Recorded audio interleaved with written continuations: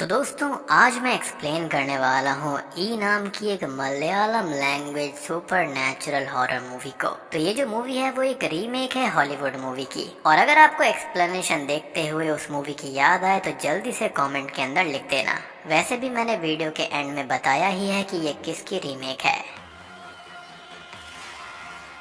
Movie की शुरुआत में हम दो लोगों को ब्लैक मैजिक और एक सैक्रिफिशियल रिचुअल करते हुए देख पाते हैं। उसमें से एक आदमी ब्लाइंड होता है और इसी के साथ में ये सीन यहाँ पर शिफ्ट हो जाता है। अब मूवी 12 साल आगे चेन्नई में चली जाती है, जहाँ पर हम 4 दोस्तों को देखते हैं, कार्तिक, आरू, जैनी और हरी। और ये चारों मिलकर एक डॉक्यूमेंट्री अल्जाइमर डिजीज के ऊपर बनाने का सोच रहे थे। अब अल्जाइमर डिजीज जो होती है वो ऐसी ब्रेन रिलेटेड प्रोग्रेसिव डिजीज है जिसके अंदर एक इंसान का ब्रेन उसकी सारी मेमोरीज धीरे धीरे डिस्ट्रॉय कर देता है। अब ये डॉक्यूमेंट्री जो थी वो इनको केरला हेल्थ डिपार्टमेंट के लिए बनानी थी। तो ये लोग तिरुवनंतपुरम के एक हॉस्पिटल में पेशेंट्स की इंफॉर्मेशन कलेक्ट करने चाहते हैं। अब कुछ पेशेंट्स के नाम इनको मिलते हैं और तब कार्तिक को मालती नाम मिलता है जो कि उसको काफी फेमिलियर लगता है और वो रिकलेक्ट करता है। तो मालती उसकी स्कूल टीचर हुआ करती थी। इन चारों के साथ में एलेक्स भी होता है जो कि इस डॉक्यूमेंट्री की सिनेमेटोग्राफी करेगा। और इसी के साथ में ये मालती की लोकेशन के लिए निकल जाते हैं। अब वहाँ पहुँचने के बाद में एलेक्स को एक अजीब सा मंदिर नजर आता है और उसका पूरा ग्रुप मिलता है और मालती भी अथीरा का इंट्रोडक्शन उनसे करवाती है। अब कार्तिक उन्हें रिकलेक्ट करवाता है कि वो उनका स्टूडेंट हुआ करता था। अब अथीरा ये कहती है कि ये घर एक होम स्टे फैसिलिटी है इंस्टेड ऑफ ए होटल और यहाँ पर सब स्टे कर सकते हैं। और वहाँ पर ऑलरेडी 2 इटालियंस भी होम स्टे फैसिलिटी में रुके हुए थे।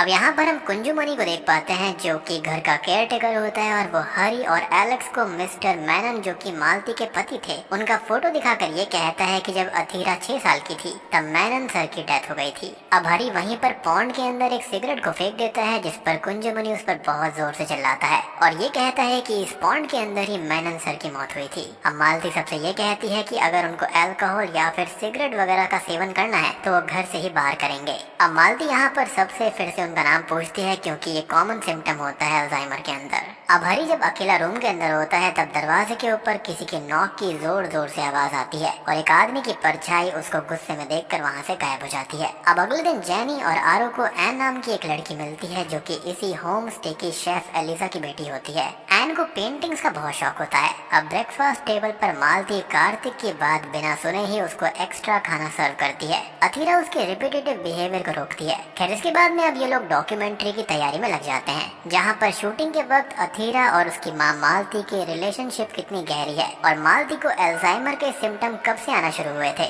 इसकी डिटेल्स वगैरह दी जाती हैं। अब इन सारी बातों के दौरान मालती गायब होकर उसी पॉइंट के पास पहुंचती है जहां पर मिस्टर मैनन की डेथ हुई थी। लेकिन थोड़ी ही देर में वो कोई और जगह से मालती को ढूंढ पाते हैं जो कि काफी ज्यादा अजीब होता है। खैर रात को कार्तिक को किसी के चलने की आवाज सुनाई देती है और वो चेक करने जाता है जहाँ पर अचानक से वहाँ पर रखी हुई रॉकिंग चेयर मूव होने लगती है। TV automatically switch on end of होता रहता है। तब मालती आकर उस रॉकिंग चेयर पर बैठ जाती है और पीछे से अथीरा उसको लेने आती है। कार्तिक को मालती की हालत पर काफी तरस भी आ रहा था। अब अगले दिन मालती कार्तिक से ऐसे बात करती है मानो उसे रात की कोई बात याद ही ना हो और अल्जाइमर के अंदर ये सब काफी आम बात है। खैर अब यहाँ से सभी लोग अथीरा के साथ में बीच पर जाते हैं जहाँ पर वो सबको योगा सिखाती है। अब कल रात के बारे में अथीरा और कार्तिक डिस्कशन करते हैं तो हमको पता चलता है कि ऐसे ही मालती पहले भी स्लीप वॉकिंग कर चुकी है और उसी रात को हम मालती और अथीरा को साथ में कमरे में सोता हुआ भी देख पाते हैं जहाँ पर बाहर की तरफ कोई साया उसी अंधे आदमी को महसूस होता है जो कि हमको मूवी की स्टार्टिंग में 12 साल पहले दिखाई दिया था। अब तभी वहाँ पर काफी सारे रेवन बर्ड्स खुद से झुंड बनाकर वहाँ पर मारे जाते हैं। अब यहाँ पर पंचमी होती है इसलिए अथीरा मालती के साथ मंदिर जाती है और वो एक नाग देवता का मंदिर था। वहाँ पर वही अंधा आदमी मालती की प्रेजेंस को महसूस करते हुए उसके पास आता है और मालती भी उसकी तरफ जाती है। वो अंधा आदमी मालती की टो फिंगर में कुमकुम लगाकर उसको प्रणाम करता है जो कि काफी वियर्ड होता है और तभी मालती का फेस एक्सप्रेशन एकदम चेंज हो जाता है जैसे कि एक अलग ही चमक उसके फेस पर आ गई हो। अभी देखो यहाँ पर हो सकता है कि आपको चीजें काफी ऑकवर्ड लगेंगी कि यहाँ पर हुआ क्या है, लेकिन धीरे धीरे सारी चीजें एडअप हो जाएंगी और आपको एक इंटरेस्टिंग कहानी के रूप में चीजें सामने आएंगी। खैर अब उसी रात आरू को पानी पीते टाइम किसी के चलने की आवाज सुनाई देती है और फ्रिज के डोर पर भी हम ई साइन को देख पाते हैं। आरू अब चेक करने जाती है तो मालती कुछ बड़बड़ाती हुई ये कहती है कि इतने साल बाद भी मैं कुछ भूली नहीं हूँ और मैं उससे अपना बदला लेकर रहूंगी। तभी अचानक से ही आरू को एक काली परछाई मिरर में दिखाई देती है और वो दौड़कर अतीरा को साथ चलने के लिए कहती है, लेकिन जब अतीरा आती है तब वहाँ पर कोई भी नहीं होता, बल्कि उसकी माँ शांत अपने कमरे में सोई हुई थी, जो कि बहुत ही ऑकवर्ड था। अब यहाँ पर रह रहे उन इटालियंस ने भी होम स्टे से चेकआउट कर लिया था। तभी सब्जी का सप्लायर अरविंद मालती से ये कहता है कि वो अपनी डिलीवरी करने आया है और मालती उसको पहचानती नहीं थी, इसलिए एलिसा को वो आवाज लगाती है। अब थोड़ी देर के बाद में जब अरविंद बाहर आता है तो उसे अपनी स्कूटर कहीं भी नहीं दिखती और हम देख पाते हैं कि मालती वो स्कूटर लेकर किसी और के घर चली जाती है और वहाँ पर सब मालती को ढूंढते हुए आते हैं और मालती एक अजीब तरीके से स्विंग में बैठी हुई होती है, ऐसे कोई और उसको कंट्रोल कर रहा था। अब अतीरा वहाँ से उसे लेकर चली जाती है और एलेक्स सुझाव देता है कि मालती को एक जीपीएस वॉच दे दी जाए कि अगर कोई भी ऐसा हादसा हो तो हमको पता चल जाएगा। अब मालती को ये चीज बिल्कुल भी अच्छी नहीं लगती और रात को कुंजमणि एलेक्स को गेट लॉक करने के लिए कहता है, एस वो अब मॉर्निंग में ही आने वाला था। अब एलेक्स वहाँ पर खड़े हुए सिगरेट पी रहा होता है और जेनी भी उसको ज्वाइन करती है और एलेक्स के पीछे से मालती एलेक्स को गेट ओपन करने के लिए कहती है। यहाँ पर मालती पूरी तरह से पजेस हो गई थी। एलेक्स के मना करने के बावजूद भी वो काफी वायलेंट हो जाती है और उन दोनों को स्टील रॉड से अटैक करने आती है। खैर अब हमला करते वक्त वो बड़बड़ाती रहती है कि वो 12 सालों के बाद में आई है और उसको बदला लेने से कोई नहीं रोक सकता और ये सब वो अंधा आदमी दूर से ही महसूस कर रहा था।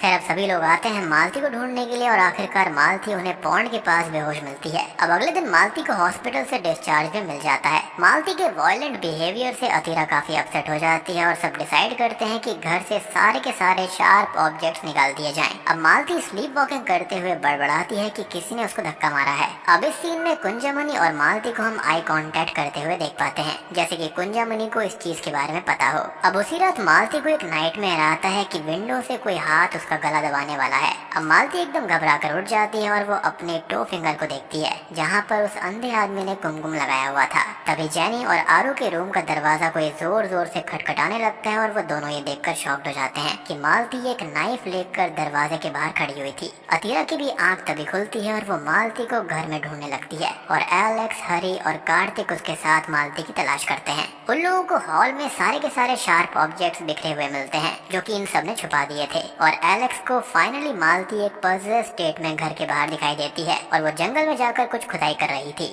और इस सीन को आप याद रखना क्योंकि इसका सिग्निफिकेंस आने वाले सीन्स में होगा। अब मालती को वहाँ से घर ले जाकर दवाई दी जाती है और उसको सुलाया जाता है। अतीरा मालती की इस बिहेवियर से काफी परेशान थी और गुस्से में ये बोलती है कि वो उन्हें बंद करके रखेगी। अब अगले सीन में घर के सभी लोग मालती को फिर से ढूंढने लगते हैं क्योंकि घर के अंदर वो फिर से नहीं मिल रही थी। खैर अब वो उसको ढूंढते हुए एक स्टोर रूम में पहुंच जाते हैं जहाँ पर दीवार के ऊपर खून के धब्बे दिखाई देते हैं। तभी पजल्ड हुई स्टेट में मालती आती है और अतीरा और कार्तिक पे अटैक करती है। ये सारी चीजें वीडियो कैमरा में कैप्चर भी हो गई थी। खैर मालती को हॉस्पिटल में एडमिट किया जाता है और डॉक्टर्स का ये कहना था कि ये सारा बिहेवियर अल्जाइमर में बहुत ही कॉमन होता है और उन्हें कुछ दिन हॉस्पिटल में ही ऑब्जर्वेशन के लिए रुकना पड़ेगा। अब कार्तिक वो वीडियो रिकॉर्डिंग चेक करता है और फिर से उसी स्टोर रूम में एलेक्स के साथ जाता है। अब स्टोर रूम में एक कबर्ड के पीछे उन्हें एक सीक्रेट डोर मिलता है और जब सब उसको तोड़कर चेक करते हैं तो एक संदूक को उठाकर उसको ओपन करने की वो कोशिश करते हैं। और दूसरी तरफ हॉस्पिटल में मालती काफी वायलेंट हो गई थी और अतीरा को मारने की कोशिश भी करती है।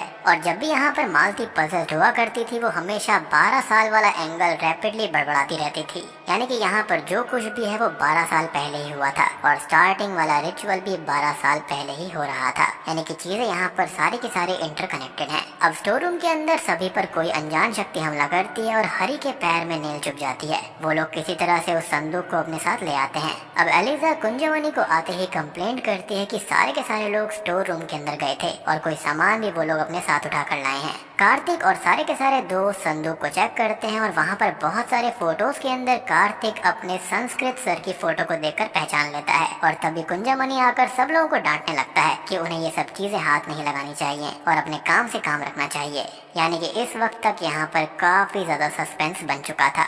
खैर अब कार्तिक अपने संस्कृत वाले टीचर यानी कि भार्गवन सर के बारे में सारी इन्फॉर्मेशन कलेक्ट करने के लिए अपने स्कूल जाता है। स्कूल की प्रिंसिपल ये बताती है कि उन्होंने कब का सिटी छोड़ दिया था और कुंजमणि भी अथीरा से ये कहता है कि सबको घर से बाहर निकालो, एज उन लोगों की वजह से ही घर में ये सारे इश्यूज हो रहे हैं। अब हरी और जैनी को संदूक में से एक किताब मिलती है, उसमें ई जैसा साइन होता है। असल में ये ई जो होता है ना, वो मूवी के अंदर एक स्नेक की शेप में दिखाया गया है। बेसिकली ये ई नहीं है बल्कि एक स्नेक का ही पर्टिकुलर शेप है जो कि किसी पर्टिकुलर चीज को दर्शाता है, जिसके बारे में हम थोड़ी देर में जानेंगे। अब आरू को अचानक से ख्याल आता है कि ऐसा सेम साइन उसने कहीं पर देखा था और वो एन की पेंटिंग्स को चेक करती है और वहाँ पर वो रोते हुए ये कहती है कि ऐसी डिजाइन मालती ने ही उससे बनवाई थी। अथीरा भी यहाँ पर कन्विंस्ड हो जाती है कि मालती को असल में अल्जाइमर नहीं बल्कि वो पजेस्ड हो गई है। अब अथीरा अपने कमरे में चुपचाप कोई सोच में चली जाती है और कार्तिक यहाँ पर डॉक्टर कृष्णमूर्ति से मिलने की बात करते हैं जो कि एक पैरासाइकोलॉजिस्ट होते हैं और ये एक ऐसी ब्रांच होती है जहाँ पर इन पैरानॉर्मल एक्टिविटीज के बारे में भी कंसिडर किया जाता है। अब अथीरा यहाँ पर कार्तिक को एक और शॉकिंग चीज रिवील करती है कि उस किताब का एक पर्टिकुलर निशान उसकी बैग में बचपन से है। खैर अब डॉक्टर कृष्णमूर्ति ये किताब पढ़कर सबको ये बताते हैं कि इसका नाम इंद्रवेद संहिता है। वो बोलते हैं कि स्नेक वर्शिपिंग के दो तरीके होते हैं, एक पॉजिटिव और एक नेगेटिव, लेकिन ये पर्टिकुलर किताब नेगेटिव तरीकों को यूज करते हुए इमॉर्टैलिटी को पाने की कोशिश में है।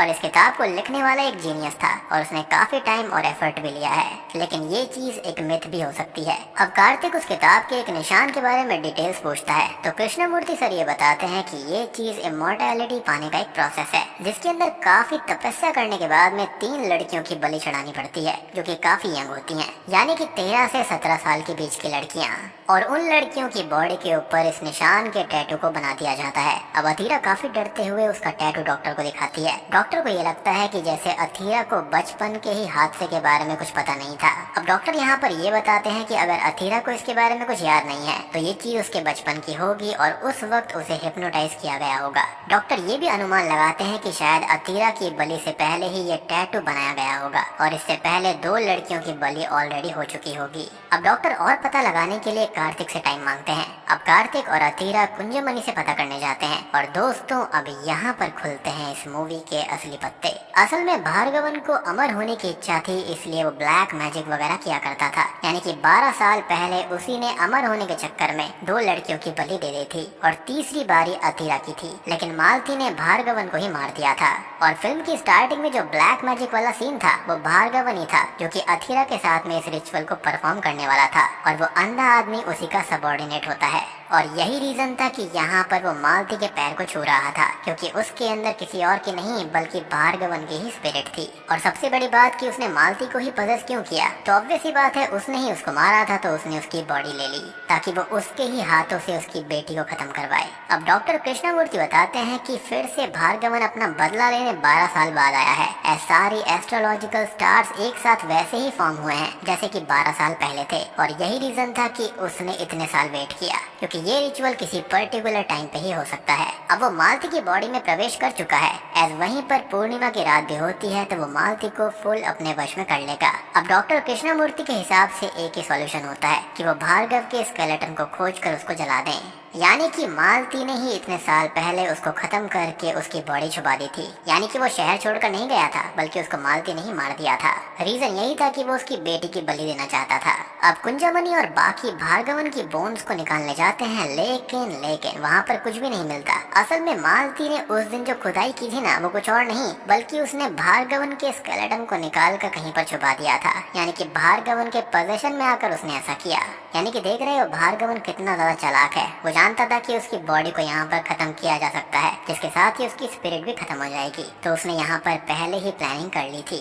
अब कुंजमणि हॉस्पिटल जाकर मालती को इसके बारे में पूछता है और मालती उसके ऊपर ही अटैक करते हुए एन को अपने साथ लेकर हॉस्पिटल से फरार हो जाती है। और डॉक्टर यहाँ पर अब ये बात भी समझ गए थे कि वो अथीरा की बलि तो दे नहीं सकता, तो उसको यहाँ पर एन की बलि देनी होगी और इसलिए ही पजेस्ड हालत में मालती उसको अपने साथ लेकर गई है। अब कार्तिक जल्दी से पॉन्ड की तरफ भागता है और उसको याद आता है कि वहीं पर वो स्केलेटन हो सकता है और उसको थैंकफुली स्केलेटन मिल भी जाता है। यहाँ पर मालती पजेस्ड होकर उस अंधे आदमी के साथ हिप्नोटाइज्ड एन की बलि चढ़ाने की तैयारी करती है। अब तभी अथीरा आकर उनको रोकने की कोशिश करती है, लेकिन वो अंधा आदमी उसी पर अटैक कर देता है। अब यहाँ पर डॉक्टर कार्तिक और जैनी सारे स्केलेटन और भार्गवन के सारे सामान को जला देते हैं और मालती का पोजेशन दूर हो जाता है। और इधर एक सांप आकर उस अंधे आदमी को डस लेता है, और ऐसा इसलिए था क्योंकि यहाँ पर नाग देवता ने उनको सजा दी थी, क्योंकि ये रिचुअल कंप्लीट नहीं हुआ था। और इसी के साथ में अथीरा की और एन की जान बच जाती है। अब इसके बाद में मालती को घर लाया जाता है, जिसके बाद में हम ये देख पाते हैं कि कार्तिक और अथीरा को आपस में प्यार भी हो गया था। इसी के साथ में ये मूवी यहीं पर खत्म हो जाती है। तो दोस्तों, ये थी ई मूवी की कहानी। उम्मीद करता हूँ कि आपको ये पसंद आई होगी। असल में ये मूवी जो है ना, वो द टेकिंग ऑफ डेबोरा लोगन की रीमेक है।